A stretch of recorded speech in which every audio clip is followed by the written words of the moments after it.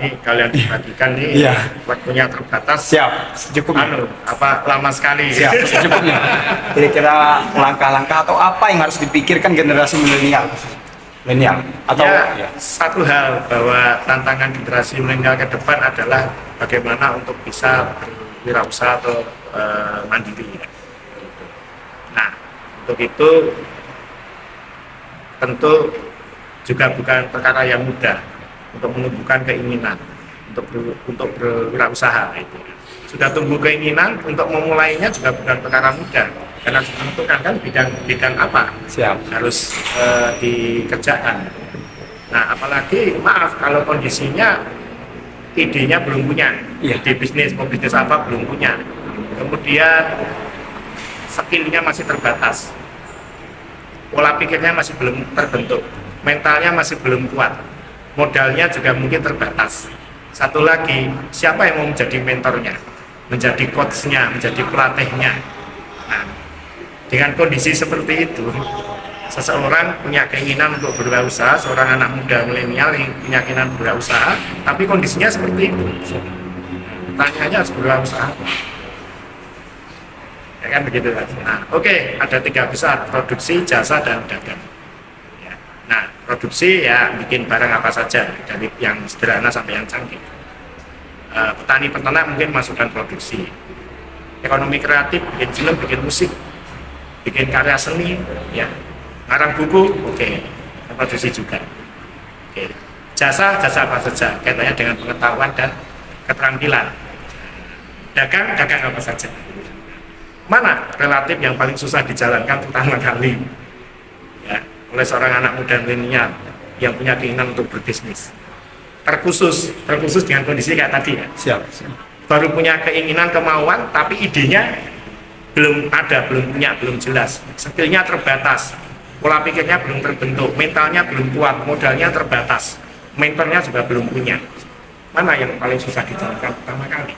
Produksi lah.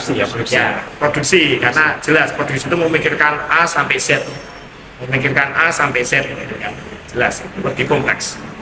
Nah, yang lebih mudah jasa, tapi jasa itu kan terkait juga dengan keterampilan expert. Kalau keterampilannya nanggung, ya susah untuk bersaing, selesainya juga cepat.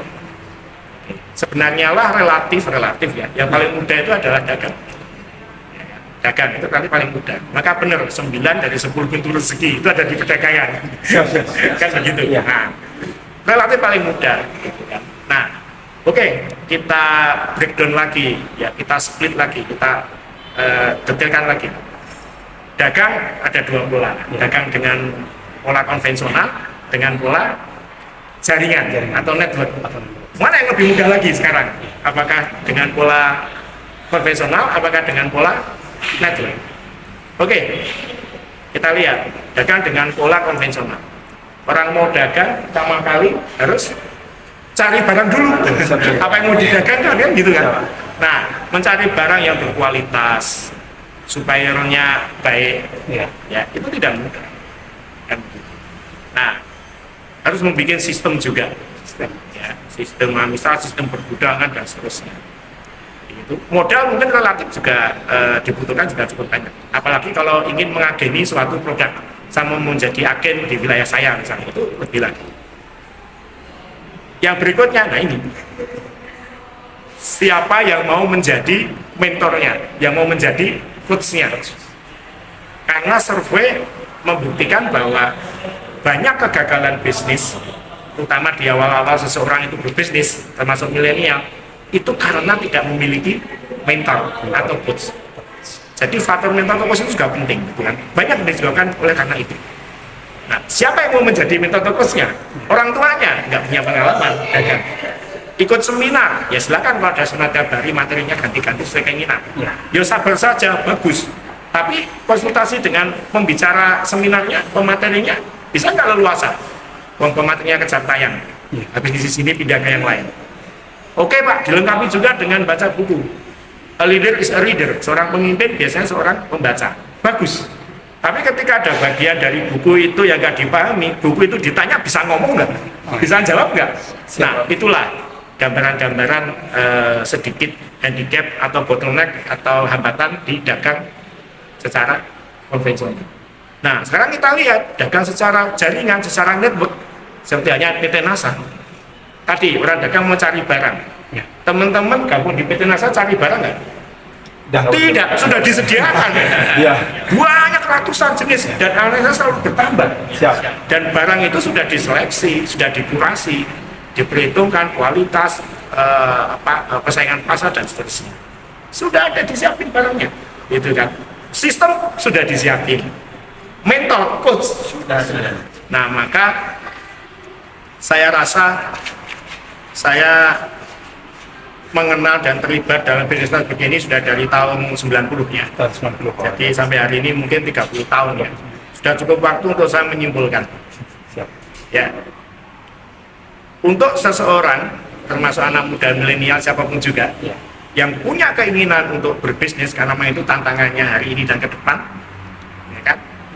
Tetapi maaf, mungkin kondisinya, idenya belum jelas, ya kan? Mentalnya masih belum terbangun, pola pikirnya juga masih belum terbentuk, modalnya mungkin juga terbatas, skillnya juga, dan bingung siapa mentor dan pendampingnya. Relatif yang paling masuk akal, relatif yang paling mudah, the first step adalah masuk dan menjalankan bisnis jaringan, network bisnis, hanya di PT NASA. Ya, jalani dengan serius, konsisten, semangat pantang menyerah. 1 tahun, 2 tahun, 3 tahun, dan seterusnya. Nah, pelan-pelan mental bisnis terbentuk, mindset bisnis terbentuk, skill terasah, modal mulai didapatkan, ya. Nah, the next stepnya silakan mau melebar ke dagang konvensional silakan, mau ke jasa berikutnya silakan, atau bahkan ke produksi pun silakan.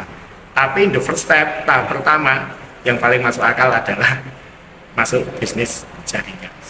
Ini kesempatan yang sangat mudah yang bisa dijalankan oleh siapapun, gitu kan. Dan ini adalah solusi real ya bagi siapapun yang memang punya keinginan serius untuk memulai usaha, tetapi tadi ya masih punya beberapa hambatan yang sudah saya sampaikan tadi ya, mulai dari ide belum jelas dan seterusnya.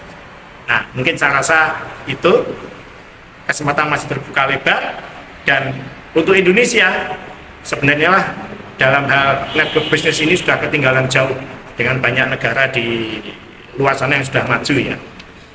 Data yang saya tahu ya, yang tergabung dalam bisnis network ini persentasenya masih di bawah 5% dari seluruh penduduk Indonesia, masih sangat-sangat kecil sekali.